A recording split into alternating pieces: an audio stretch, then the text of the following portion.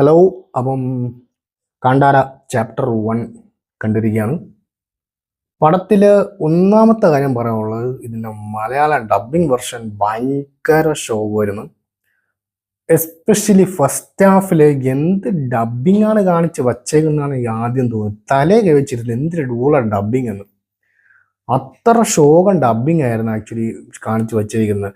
ഞാൻ വല്ല തമിഴൊക്കെ പ്രിഫർ ചെയ്യും. ഞാൻ ഫസ്റ്റ് ആ ഒരു തിയേറ്ററിൽ കാണാനുള്ള ഒരു ആഗ്രഹം കൊണ്ടാണ് ഞാൻ സത്യം പറഞ്ഞാൽ മലയാളം എടുത്തു പോയത്. പറ്റുമെങ്കിൽ നിങ്ങൾ തമിഴൊക്കെ കാണുന്നതായിരിക്കും, അല്ലെങ്കിൽ അതിൻ്റെ ഒറിജിനൽ വെർഷൻ കന്നഡ കാണുന്നതായിരിക്കും ഏറ്റവും ബെറ്റർ. ഞാൻ ഫസ്റ്റ് തന്നെ പറയും. പടം ഒരു രക്ഷയില്ല. അതും ഫസ്റ്റ് ഹാഫിൽ ഒന്നുമില്ല, കുറേ വളുപ്പാണ്, പച്ചയ്ക്ക് കുറേ വളുപ്പാണ്, കുറേ ചളുവടി, ചാളു അങ്ങ് വാരി വേറും ഷോകമാണ്. അവിടെ ഇവിടെ കുറച്ച് സീൻസൊക്കെ കൊള്ളാം. പടത്തിൻ്റെ ഇൻ്റർവെല്ല് തൊട്ട് പിന്നെ പടത്തിൻ്റെ തല വരെ അങ്ങ് മാറും. ഇൻ്റർവെല്ല് തൊട്ട് പിന്നെ അങ്ങോട്ട് വേറെ റേഞ്ചാണ്. അടുത്ത സ്റ്റെപ്പ് എടുത്ത് വയ്ക്കും, അവിടുത്തെ ഗിയർ പടം മാറും. പോളി സാധനമാണ്. എൻ്റെ അമ്മ, അത് എടുത്തു പറയണം. ഇതിൻ്റെ പെർഫോമൻസ് കൊണ്ടുപോകും. ഇതിൻ്റെ director, writer Rishabh Shetty, hats off. പോളി പെർഫോമൻസ്. നമ്മൾ ആ ഫസ്റ്റ് കണ്ട് ആ ക്ലൈമാക്സിൽ ഇങ്ങനെ താടി കൈവച്ച് ഇങ്ങനെ ഇരിക്കുക, അതുപോലെ തന്നെയാണ് സെക്കൻഡ് ഹാഫ് മൊത്തം നമ്മൾ ഇങ്ങനെ കണ്ടുകൊണ്ടിരിക്കുക. ഒരു സെക്കൻഡ് പോലും നമ്മളെ കണ്ണ് വേറെ ഒരു സൈഡിലോട്ടോ ഫോണിലോട്ടോ എങ്ങോട്ടും പോകില്ല. അത്ര ഷാർപ്പായിട്ട് നമ്മൾ പടത്തിൽ ഫോക്കസ് ആയി പോകും. അമ്മാതിരിയാണ് സെക്കൻഡ് ഹാഫ് കൊണ്ടുപോകണം. ഒരു രക്ഷയില്ല. സെക്കൻഡ് ഹാഫ് ആണ് അതിൻ്റെ കളി തുടങ്ങുന്നത്. സെക്കൻഡ് ഹാഫ് തൊട്ടല്ല, ഇൻ്റർവെൽ തൊട്ട്. ഇൻ്റർവെൽ സീനൊക്കെ പക്ക ഹൈപ്പായിരുന്നു. പിന്നെ മെയിൻ ക്യാരക്ടർ ഋഷഭ് ഷെട്ടി, പുള്ളിയുടെ പെർഫോമൻസ് നമ്മൾ പറയണ്ട. ഫസ്റ്റ് കണ്ടപ്പോൾ തന്നെ നമുക്കറിയാമല്ലോ അതിൻ്റെ എത്രത്തോളം അതിൻ്റെ ഗ്രാഫ് ഉണ്ടെന്നുള്ള കാര്യം. ഒടുക്കത്തെ പെർഫോമൻസ് ആയിരുന്നു. ക്ലൈമാക്സ് ഒക്കെ അഴിഞ്ഞാടി സത്യം പറഞ്ഞു കഴിഞ്ഞാൽ. ഓപ്പോ ഹെവി സാധനമായിരുന്നു അവസാനമൊക്കെ. ഹെവി എന്ന് പറഞ്ഞു കഴിഞ്ഞാൽ അങ്ങേര ഒരു കിടിലൊരു ഓറ അങ്ങേര അവസാനം കൊണ്ടുവരും. ഒരു ഡിവോഷണൽ ടച്ചിൽ അങ്ങനെ ഒരു മൾട്ടി സ്റ്റാർ ആണെന്നുള്ള കാര്യത്തിൽ യാതൊരു സംശയവും ഇനി വേണ്ട.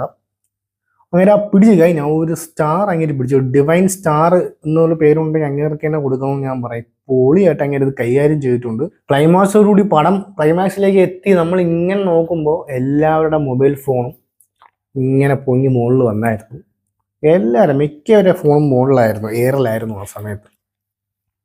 പിന്നെ രുക്മിണി, പുള്ളിക്കാരുടെ മെയിൻ ക്യാരക്ടർ, പുള്ളിക്കാരി ഒരു നടിക്ക് വേണ്ടി മാത്രമല്ല, പുള്ളിക്ക് ഒരു ഇമ്പോർട്ടൻ്റ് ക്യാരക്ടർ എന്ന പടത്തിലുണ്ട്. അത്ര റേഞ്ച് ആയിരുന്നു ഇതിലത്തെ പെർഫോമൻസും. പുള്ളിക്കാരിക്ക് ഈ സിനിമയിലുള്ള റോളും നിസ്സാര റോളല്ല, ഹെവി റോള് തന്നെ പുള്ളിക്കാരിക്ക് ഇതിൽ വന്നിട്ടുണ്ട്. പിന്നെ ജയറാമിൻ്റെ പോർഷൻസ് വലിയ കുഴപ്പമില്ല. അങ്ങനെ ഹെവി സംഭവം ഭയങ്കര അടിപൊളി ഒന്നും പറയാനില്ല. കുഴപ്പമില്ല എന്ന് മാത്രമേ അതിൽ പറയാനായിട്ടുള്ളൂ. വേറെ അങ്ങോട്ട് അധികം പോകാനായിട്ടും എനിക്ക് താല്പര്യമില്ല. കുഴപ്പമില്ലാത്ത റോളായിരുന്നു ജയറാം പുള്ളിക്കാരൻ അതിൽ ഹാൻഡിൽ ചെയ്തിരുന്നത്. പിന്നെ ഇതിൽ വെറുപ്പീരൊരു ക്യാരക്ടറുണ്ട്, പുള്ളിക്കാരൻ്റെ പേര് ഗുൽഷൻ. അങ്ങേരാണ് വെറുപ്പീരിൻ്റെ പീക്ക്. അതായത് ഈ ക്യാരക്ടറിൽ ജയറാമിൻ്റെ മോനായിട്ട് വരുന്നത് വെറുപ്പീരിൻ്റെ പീക്കായിരുന്നു. അഭിനയിക്കാൻ തന്നെ ഒരു കഴിവില്ലാത്ത പോലെ സത്യം എനിക്ക് തോന്നി. പെർഫോമൻസ് ഒക്കെ ഒരു പഴംപുഴുങ്ങിയുടെ അഭിനയമായിരുന്നു. ഒരു രസമില്ല, ഒരു സ്ക്രീൻ പ്രസൻസ് ഇല്ല, ഒരു ഭാവവ്യത്യാസം ഇല്ലാതെ ഒരേ ഇത് തന്നെ. അത് പറഞ്ഞാൽ സന്തോഷം വന്നാലും ദേഷ്യം വന്നാലും ഒരേ എക്സ്പ്രഷനാണ് മൂഞ്ചിൽ പറഞ്ഞത്. വേറെ ഒരു സ്പെഷ്യൽ എഫക്ട്സ് എനിക്ക് മൂഞ്ചിൽ തോന്നിയിട്ടില്ല പുള്ളിക്കാരന്. എന്തിനു വേണ്ടിയാണ് ഋഷഭ് ഷെട്ടി ഈ ക്യാരക്ടറിനെ വിളിച്ചതെന്നല്ല, വേറെ പകരത്തിന് വേറെ നല്ല ആൾക്കാരെ ഇറക്കായിരുന്നു. എന്തിനു വേണ്ടിയാണ് ഇയാളെ വിളിച്ചു വരുത്തിയത് ഒരു ഇതും എനിക്ക് തോന്നിയില്ല.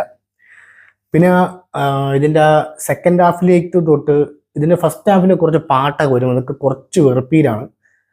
പിന്നെ മലയാളം ഡബ്ബും കൂടെ ആയതുകൊണ്ട് പിന്നെ ഒന്നും പറയണ്ട. പിന്നെ സെക്കൻഡ് ഹാഫിൽ പിന്നെ അങ്ങോട്ട് റേഞ്ച് മാറും കേട്ടോ. പിന്നെ ഈ ഡബ്ബിങ്ങിനൊന്നും വലിയ വാല്യൂ കൊടുക്കൂല നമ്മൾ. പിന്നെ അങ്ങ് പടത്തിലേക്ക് നമ്മൾ ഇറങ്ങിപ്പോവും. പിന്നെ പാട്ടൊക്കെ റേഞ്ച് സെക്കൻഡ് ഹാഫ് തൊട്ട് പിന്നെ അങ്ങോട്ട് മാറും. പാട്ടൊക്കെ നല്ല റേഞ്ച് കയറും, നല്ല ഹൈല് കയറും പാട്ട്. എല്ലാ പാട്ടും സെക്കൻഡ് ഹാഫ് തൊട്ട് പാട്ടൊക്കെ അടിപൊളിയാണ് കേട്ടോ. വേറെ ഒന്നും നോക്കണ്ട, അടിപൊളി സാധനമാണ് പാട്ട്. കൊള്ളാം. ഒരു അവസാനം നമ്മൾ സ്ക്രീനകത്തായി പോയി, ഞാനങ്ങ് ആയിപ്പോയി.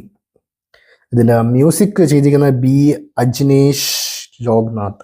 കാണ്ടാര ഫസ്റ്റിലെ ഡയറക്ടർ തന്നെയാണ്. കാണ്ടാര ഫസ്റ്റിലോട്ടും ഉള്ള നല്ല BGM സ്കോറൊക്കെ എടുത്ത് ഇട്ടിട്ടുണ്ട്. നല്ലപോലെ BGM സ്കോറൊക്കെ നല്ല ഹൈപ്പായിട്ട് മെയിൻറ്റെയിൻ ചെയ്തിട്ടുണ്ട്.